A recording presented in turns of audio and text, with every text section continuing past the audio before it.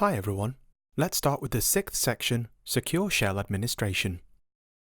In this section, we'll be working with SSH, Secure Shell, allowing us to connect into different computers and gain terminal access. Install PuTTY for remote administrations, also deploying and debugging SSH connectivity. Video 1.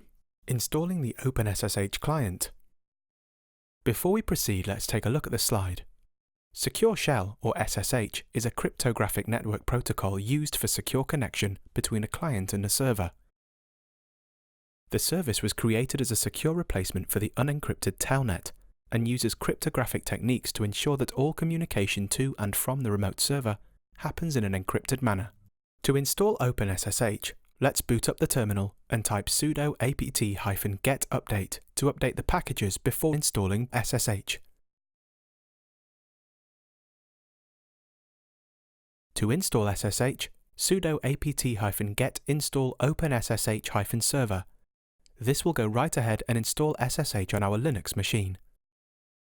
For status check, use sudo systemctl status SSH. This will display that our SSH installed properly and actively running well. That's all for this video.